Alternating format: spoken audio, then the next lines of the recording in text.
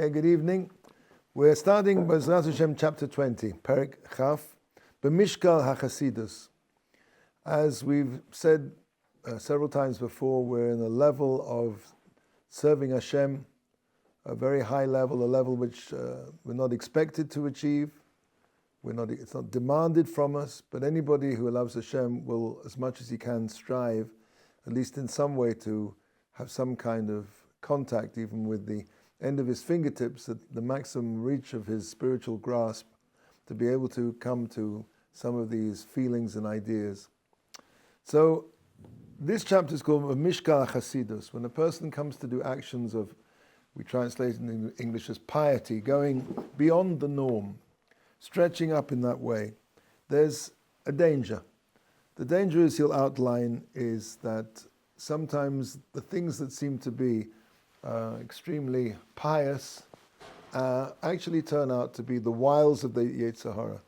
And the person has to be very sensitive and aware to exactly what his motivations are and whether this is really what Hashem wants from him. Let's start.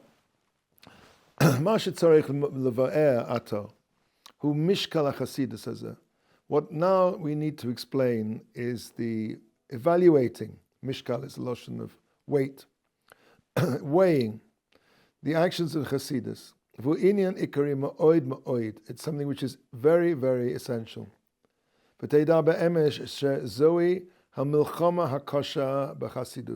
This, when a person gets to this level, achieves this level, touches this level of a Chasidus, of piety, this is the big battlefield, the battleground.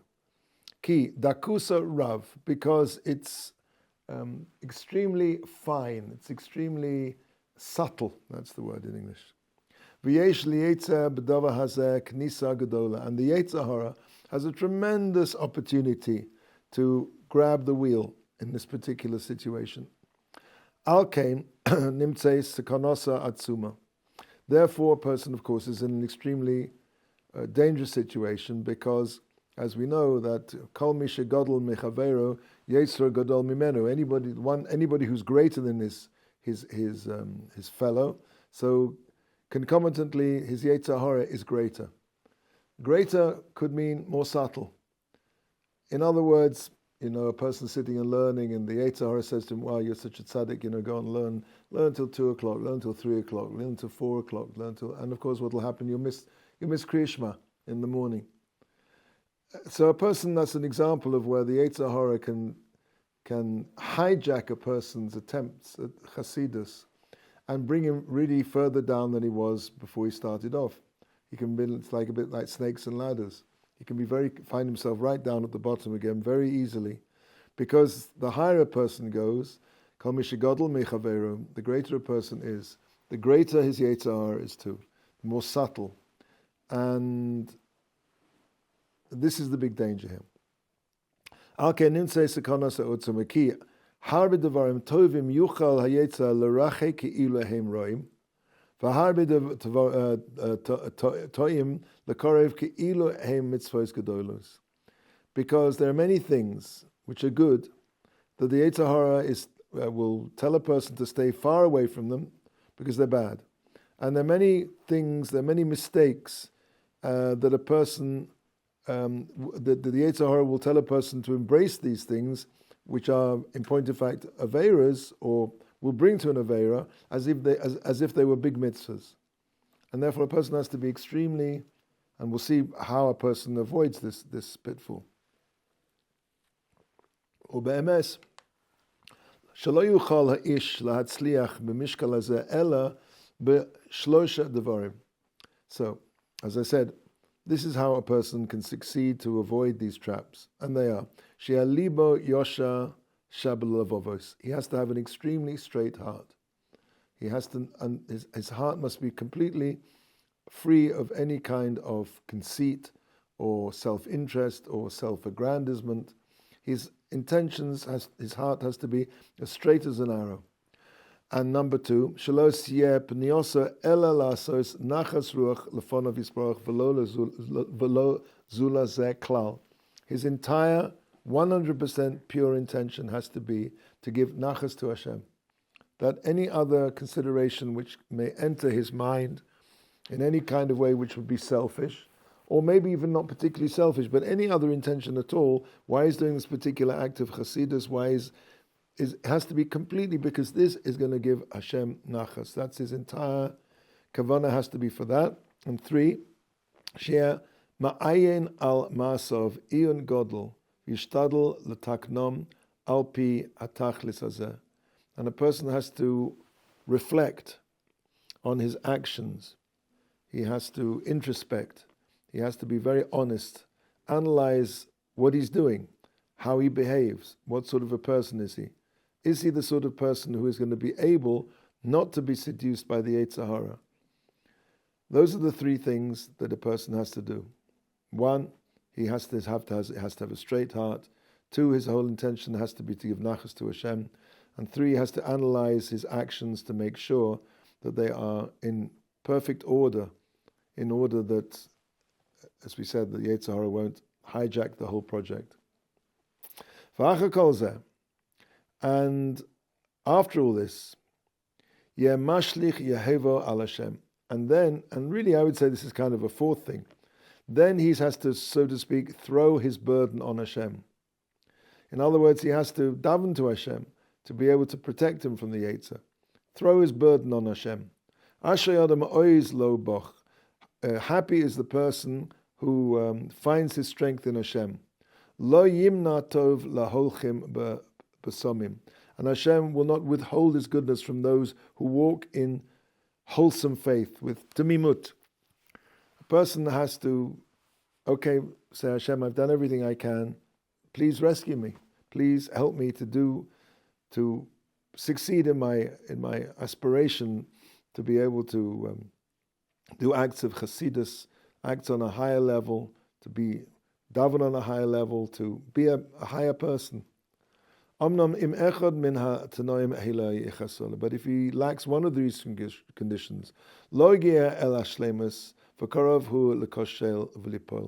it's almost certain he won't reach shleimus, and it's almost certain that he'll stumble and fall. Dahainu, o im hakavana lo yeh muvcheres v'zako, either because his intention is not of the best, the choicest kind, and pure in every way, or im yis rashel min ha'inyan b'ma sheyuchal la'ayin, or he is not careful in introspecting both into himself and to what exactly this action is about to do, to see whether in point of fact it's the wiles of the Yetzer or not.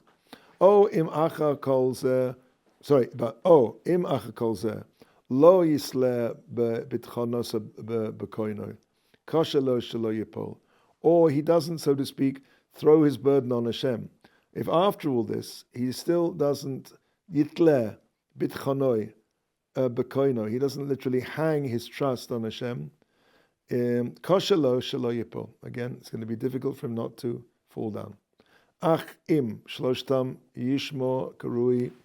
If a person guards these 3 things appropriately, tamimus ha'machshava, the purity of thought, iyun, the introspecting into his actions, uvitochon, and his trust in Hashem, oz yelech betach be'emes, then he can for sure walk in security, v'lo ye'une loy kolra, and no evil will befall him.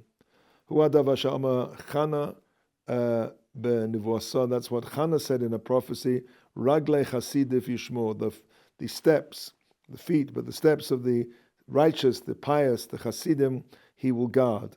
For David Kamokain Omar, David HaMelech also said in Tehillim, V'lo yazov es chasidov lo olam nishmaru. And Hashem will not abandon his pious ones. Lo olam, forever nishmaru, he will guard them. They will be guarded. V'hinei, ma shetzarich la'avinhu. What needs to be understood is, Ki ein lodun divrei hachasidus al mareihem harishon. A person shouldn't judge the things connected to Hasidus superficially on their first appearance, the way they seem at first. Rather, a person has to delve deeply and introspect and look into Ad heichon toldos hamase magios. Not, in other words, a person can't look at any particular action that he's deciding to do in the short term. He has to look, where is this action? Mia chochem haroed esanolad. Who is the wise person? The one who sees where things will lead to. What is going to be the ultimate outcome of this particular action? Ki lefamim hamasa ba'atzmo yira etov. Because sometimes it'll seem that the action itself is good. Ulefi shahatoldos rois yischayev lahanichoy. The toldos rois yischayev. In other words, but if he sees that there's a potential fallout, that there's a potential in this particular action, even if it's not for sure, but if there's any side that you can see that doing a certain thing may lead to something which is not good, then he should for sure forsake that and don't do it. And not only that, it says very strongly, if a person can possibly foresee some negative outcome for something which ostensibly looks good, and he sees that possibility, it's not going to be definite, but there is a possibility, and however remote that possibility might be, then he's not called a chosid, he's called a sinner. Hine, he's going to give some examples now. Maaseh Gedalia ben Achikam. Gedalia ben Achikam was the last ruler of a Jewish state in Eretz Israel until the current Jewish state that we're living in now. He was the last one. And what happened was that they reported to him that was an assassination attempt was about to be performed on him, and he ignored it. He wouldn't believe.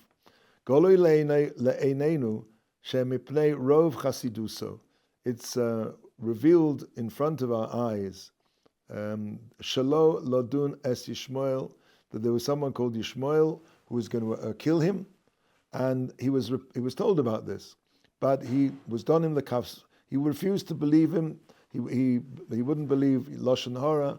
He thought he was on a level of chosid. I'm not going to believe Lashon Hara about him.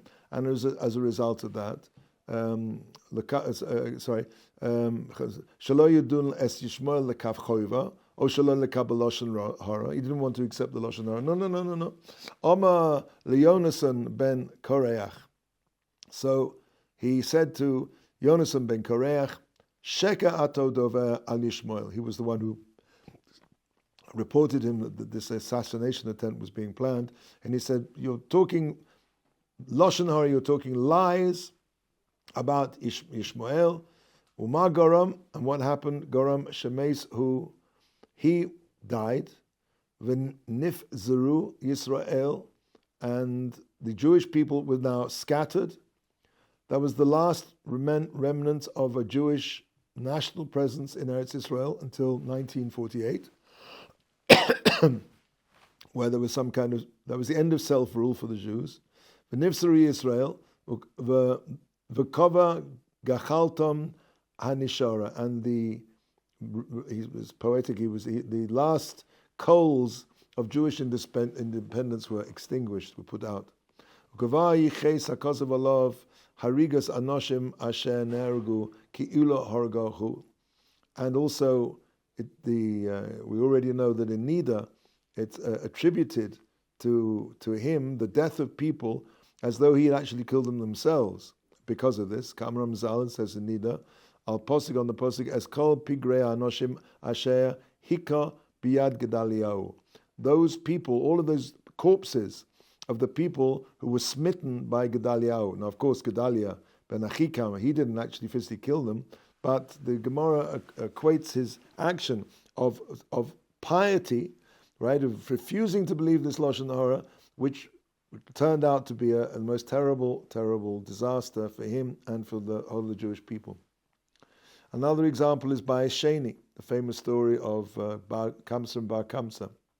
Gamhu Charav al Yedei Chasidus.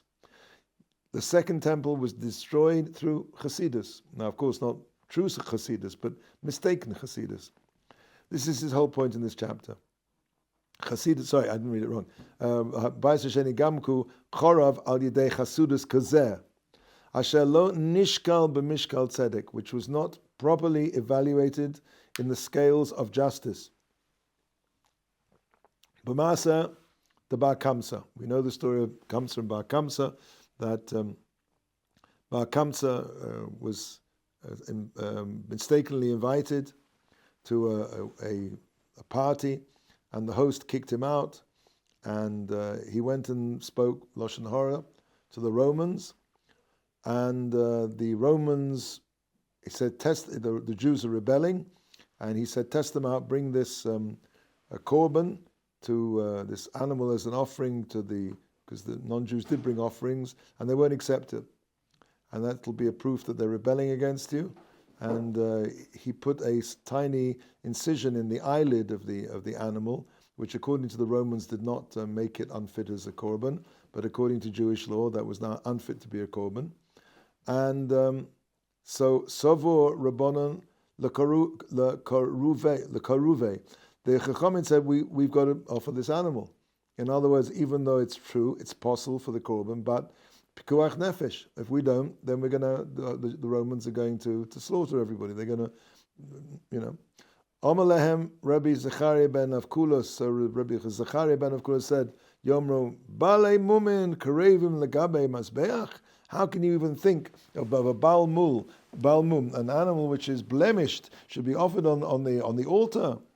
So Savor Lemiktale. They thought that they should actually kill him because of the danger he was putting in the Jewish people. Amlem Rabbi Zochar ben Avkulas Yomru Matil Mum Bekodshim Yehoreg. Somebody, my Sankan, I think I got the story wrong. Just let me check this here.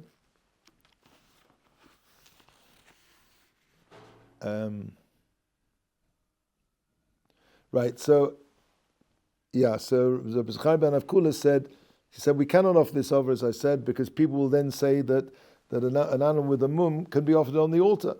So the sages accepted this argument and they considered killing Bar Kamsa. Of course, they didn't want to kill Zechariah ben Avkulas. They thought they'd kill Bar Kamsa so that he would be unable to report back to the Caesar that his offering had been rejected. So Amalahu Rabbi Zechariah ben Avkulas, he said to them concerning the second idea, Yomru matil mum bekodshim yoreg. So no, we can't do that either, because people will say that somebody who puts makes a blemish in an animal which is to be brought on the altar is chayv misa. He was supposed to get the death penalty, and that's not true. Bein kach uvein kach. In the meantime, holach oisa Rasha v'hilshin es Yisrael. He went, Bar Kamsa, this Russia, went and he reported back to the Caesar, the Caesar, that they're not bringing your animal. V'hilshin, and he spoke. He was malshin. He what's the word in English? When you snitch. There's a better word in English, a more proper word. He snitched on them to the Romans, and ba haKesar vehechriv Yerushalayim. And as a result of that, the Caesar came and he destroyed all Yerushalayim. V'husham Amar Rabbi Yochanan alza, and that's what Rabbi Yochanan said about that. An v'sanusoi shall Rabbi Zechariah hechriva es beisenu v'sorfa es hecholenu v'heglasnu lebein ha'umois. Because of the mistaken humility, the mistaken piousness, the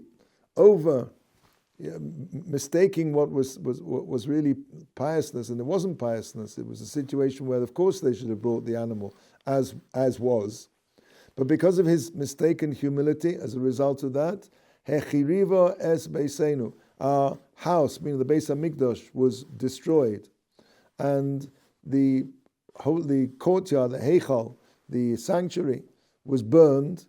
And we were banished, we were exiled amongst the nations of the world. So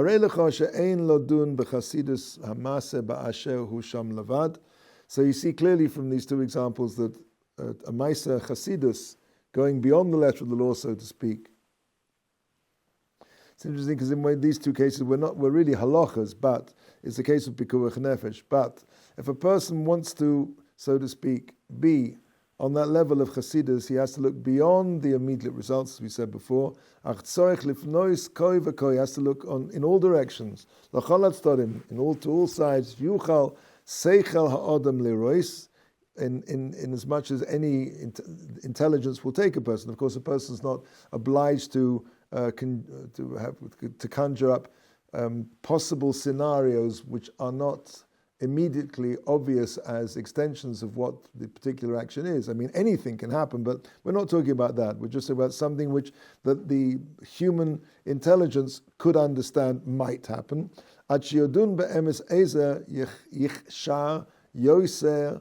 Ha'asiya or hefrisha, which is better to do it or to leave it aside. Okay, another example. Hine, the Torah says, Tziva, hochiach tochiach es amisecha. A person is obliged to give reproof, to rebuke somebody who's breaking a halacha. V'kama pa'amim yikones ha'adam lahochiach chotim b'mokom or b'zman she'ein devorov nishma'im v'gorim lehem lisporetz yoseh b'risham u'lechalel Hashem lahosiv al chatosam pesha. Sometimes a person's in a situation where he sees people doing things wrong, and in a situation where they're not going to listen to him, and so nevertheless he goes in there gung ho, and he starts criticizing them and telling them you can't do that and how dare you do this, and it causes to them to break out more in their evil, to go even further down the road of what they were doing, which was wrong, and to desecrate Hashem's name, and to add to the chet that they already had, the pesha, another form of sin, of deliberate transgression. In other words, it could be that what they were doing they didn't understand that was wrong. And this guy comes along and he says, very religiously, no, you can't do that. Now, it depends. If they'll listen to him, he has an obligation to do it. But again, this is a situation where maybe it could go either way. So for sure, if there's any suspicion that these people are just going to turn around and say, you religious extremists, you ultra-Orthodox maniacs, then for sure he shouldn't say anything. Because not only is no point in giving reproof to people who can't hear it, but you see that it can result in worse being done, and they now start to do it deliberately and do worse things. Hinei, b'kayotzi b'zeh eina min ha'chasidus ela lishtoik. Says that what should the Chassidus in that situation is to silence. Don't say anything. V'kach Amram Rabbeinu Zichron L'Bracha, it says in Yevamos, Kashem shemitzvah loyma davava hanishma, kach mitzvah shelo loma esa she'einu nishma. Just as it is a mitzvah to say something which will be heard, similarly it's a mitzvah to not say something which is not going to be heard. Ra'ei, see, Pashudhu, Sharoi lechol adam lios magdim varotz ledvar mitzvah u'lishtadel lios min ha'oskim bo. For sure, it's proper and right and fitting that a person should always try and run to do a mitzvah and to try to be part of those who are doing it. Ach, hinei lefamim yochol livoled mizeh meriva. However, sometimes that can lead to strife. Can lead to arguments. Sheyoseh tizbazeh hamitzvah yischalal ba shem shemayim mima sheyis kabed. Because if that situation results, then there's going to be more of a chilul Hashem as a result of the fighting over doing the mitzvah than the kibud, the honor of people running to do the mitzvah and wanting to be the one who's going to be part of the ones who are going to do it. For sure,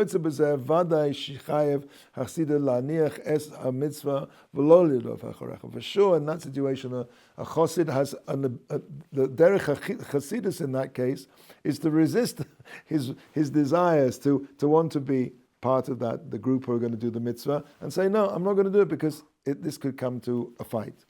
Okay.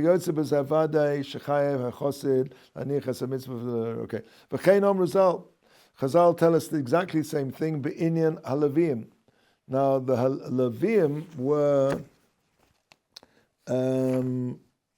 specifically This was specifically the Bnei Kahas, the children of Kahas, who were responsible for carrying the holiest vessels of the Mishkan when they traveled in the Midbar. And they were traveling in the Midbar. They were the ones who were given the job of like carrying the Aron, for example, the Aron HaKodesh.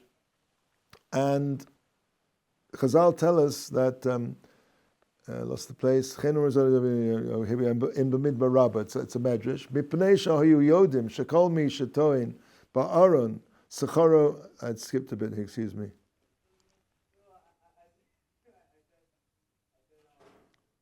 No, that's right. So similarly, Chazal tell us with regard to the Leviim. Who are the Leviim, quote unquote? That's the Bnei Kahas. And as we said, their job was to carry the holiest parts of the mikdash, of the tabernacle. Mipnei shahayu yodim shel kol mi shetoyin ba'aron scharo meruba.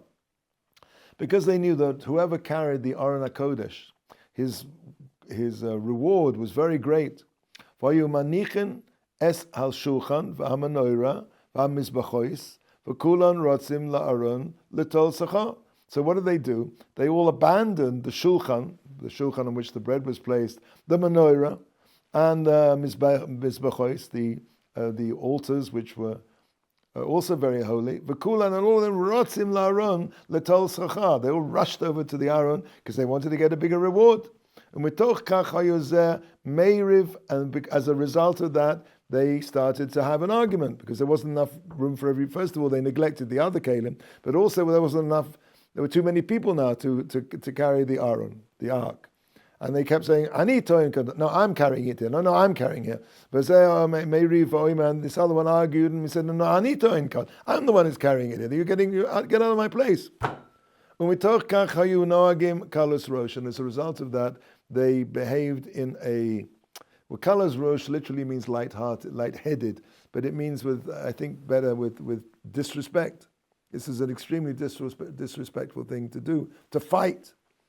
And the Shekhinah, the divine presence, was insulted, so to speak, was wounded by this behavior. That's another thing. A person is obliged to keep all of the mitzvahs in all of their precise details. Lifnei mi shehiyeh, regardless in whose company he is. As we saw before in the David HaMelech, who used to speak about spiritual things, lofty things of spirituality amongst the kings that he was, he would meet, and they would laugh at him because he wasn't talking about the best restaurants in town or the finest clothes or how he got this sword imported from Cathay or whatever it was, not Cathay from China. He wasn't. David Melech wasn't interested in the normal conversations of kings and princes, and so he used to talk to them about spirituality and things like this, and they thought he was laughed at him. So that's what it says. I was not embarrassed, David Melech. I wasn't embarrassed to speak of your words, HaKadosh Baruch Hu, in front of kings and princes. So we see that the person, when it comes to doing a mitzvah, then he has to do it without any, without cutting any corners whatsoever. And he shouldn't be scared. V'lo yira, v'lo yevosh. He shouldn't be embarrassed. It also says in Tehillim, here we go, and I will speak about your statutes, your testimonies, Hashem, in front of kings, and I'm not going to be embarrassed. That's what I was just saying. We also know that it says at the beginning of Pirkei Avos, a person should be as bold as a leopard. Chutzpahdik, to do the will of HaKadosh Baruch Hu. Shouldn't be embarrassed to be a frum Jew in public. Shouldn't be embarrassed to daven. He shouldn't be able to say embarrassed to say a bracha. Anything which is necessary to do the mitzvah to its finest points. Omnam. Here comes the but.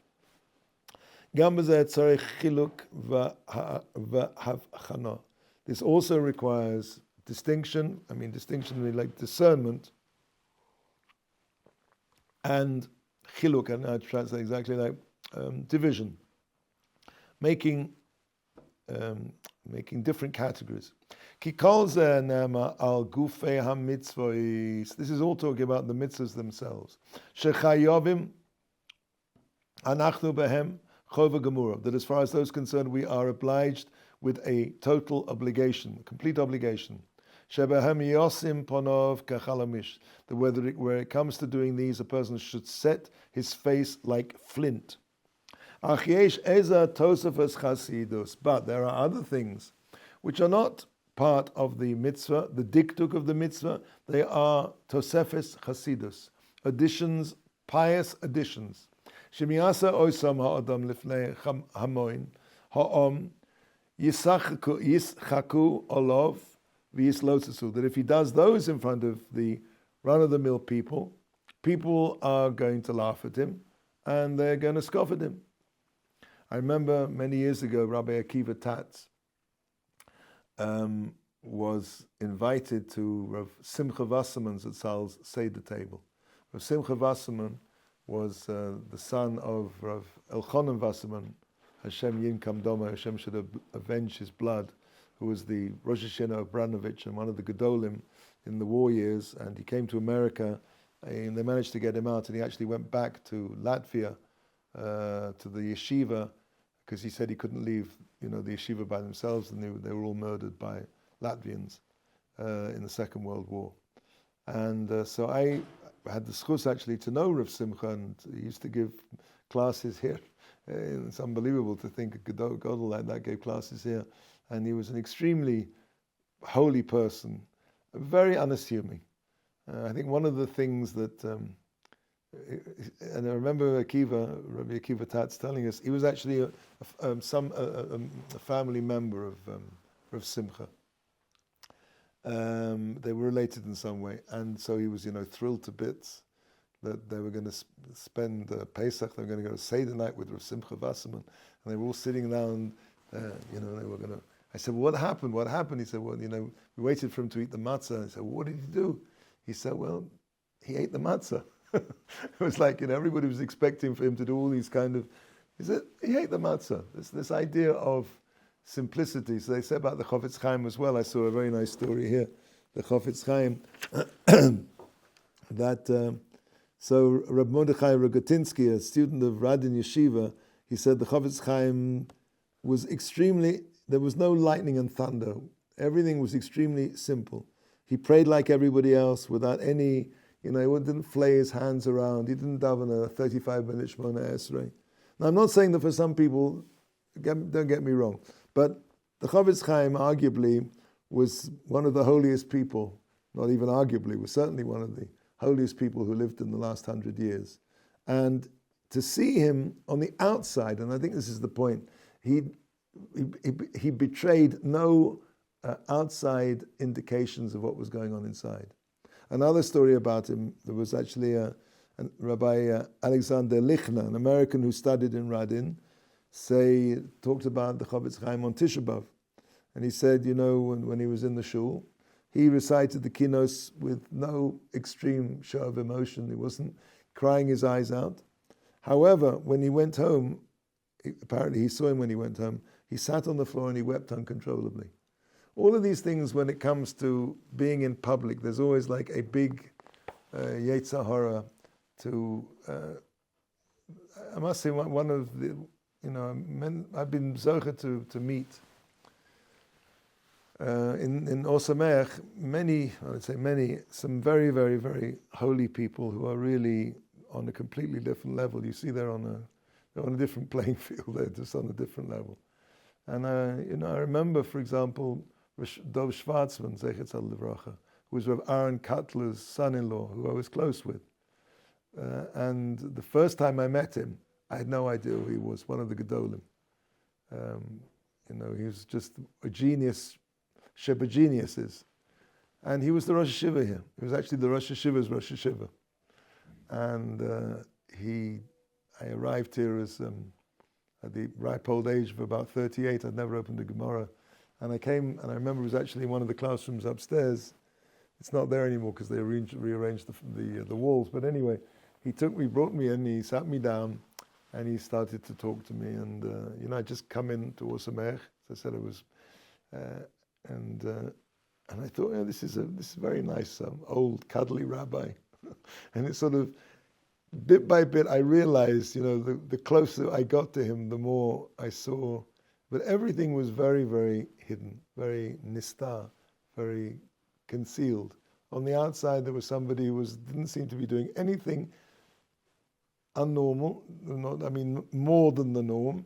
And yet, the more you got to see him, you would see little glimpses of exactly what was going on inside. This level of avodas Hashem was just... So, that's the idea here. He's saying, the really big tzaddikim, you're not going to see that they are there. They're hidden. Okay, let's see if we can finish this chapter tonight. Let's go on. So, a person has to be very sure that when he's doing something which is above the norm, that it doesn't provoke other people to laugh at him.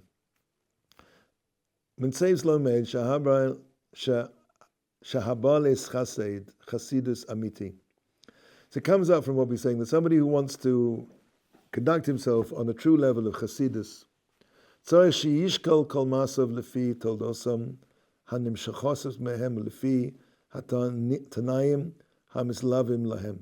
as we said, he needs to examine the possible repercussions of what he's doing and all the conditions which are going to accompany this action. Lefi ha'etz, according to right now, ulefi ha'chevra, in other words, something may be inappropriate at a certain time. It may be inappropriate in a certain group of people. Lefi ha'noisa ulefi ha'mokam, according to its specific subject and according to the place he's in. Vim ha'prisha tolid yose kiddush shem shemayim v'nachas ruach lefonov bin hamase yifrosh v'lo yaseh. So if ha'prisha, if the not doing this thing that he's thinking about, the leaving it aside, will bear more Kiddush Hashem, obviously, and more Nachas Ruach to HaKadosh Baruch Hu than the actual doing of this. So this action of Chasidus, for sure, he should leave it aside and not do it. O, in Masa Echad, b'mariso hu tov, utodosov o b'sno'ov hura, or as we said before, if something that ostensibly looks to be something good, but he can see, as we said before, a possible negative outcome, then umasa achara, umasa achara b'marisa v'tova tolosov. And another is interesting, adding a new thing now, or something which ostensibly looks bad, but he can see that the result of it will be good. Like, for example, if we said of the story of Bar Kamsa, where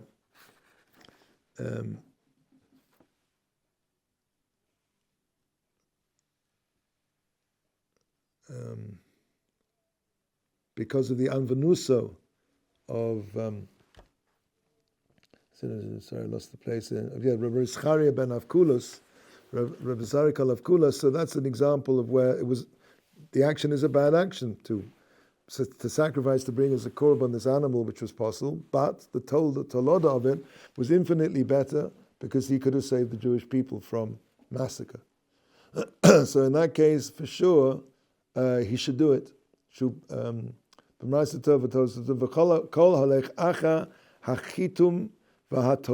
Everything goes after literally the sealing, not sealing, seal, S-E-A-L, sealing, the sealing of the event, the action, and its repercussions.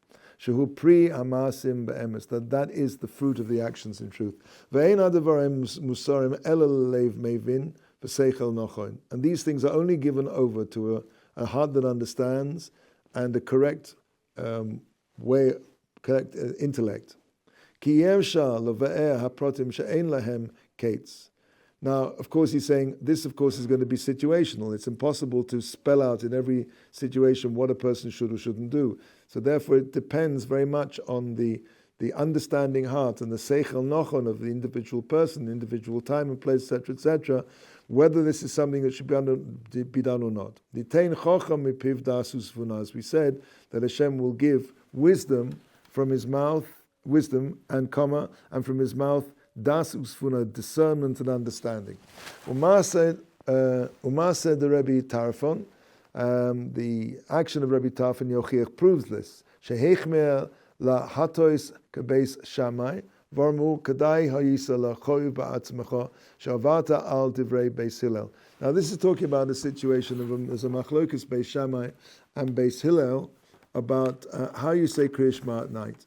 Beis Shammai says that when it says uvkumecha, when you lie down, uvshocha uvkumecha, that means literally when a person says Shema, he should lie down. And the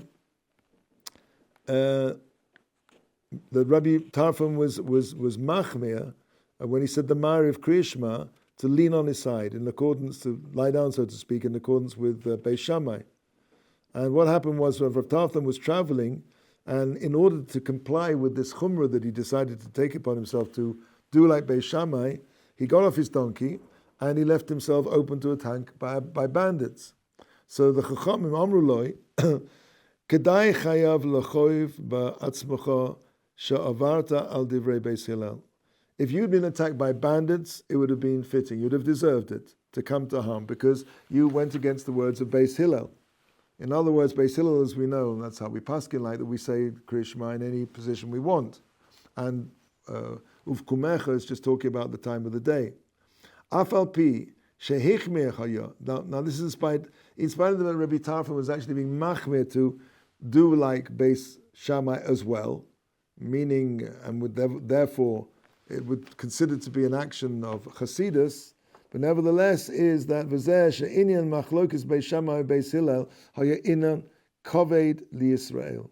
This dispute between Beis Shammai and Beis Hillel was a big burden. There were many machlokeses, and in the end, it was a big machlokes between the two of them, between Beis Shammai and Beis Hillel. Verse sof, and at the end of the day, Nigma ha'alacha kabeis Hillel la'olam. And after much debate, it was resolved that the halacha would always follow Beis Hillel. Hinei kiyuma shel Torah shegama din ze yisho'er b'chol tokiv la'ad u'la'ol melmin. Therefore, the continued survival of the Torah itself to prevent a continuing machlokes necessitates that this halachic resolution, we go like Beis Hillel, should remain in force forever and ever, and it should never weaken in any situation. Torah chas v'shalom kashtei Torahs. So that it shouldn't come out that we're going to have two Torahs in the end of the day. And therefore, one who followed Beis Hillel and a different one for those Beis Shammai. So, Va'al Kain Ladas Mishnah Azois. And therefore, in the opinion of the Chachamim of this Mishnah, where they're discussing this, Yosef Hasidus hu lehachzik kebeis Hillel afilu lekula. So it's a greater expression of Hasidus to be makel like Beis Hillel than to be stringent milahachmir kebeis Shammai. V'zeh lonu, and this is for us le'inayim lirois eze derech ishkoin or be'emes ve'emuna lasos hayosha be'in Hashem. And this should be a guide. This is a lesson. This Mishnah should be a lesson to serve us as a guide on what to light our path, along which path we should travel to serve Hashem faithfully and to do what is upright in the eyes of Hashem. Okay, next week, B'ezrat Hashem, we'll do Chaf Aleph.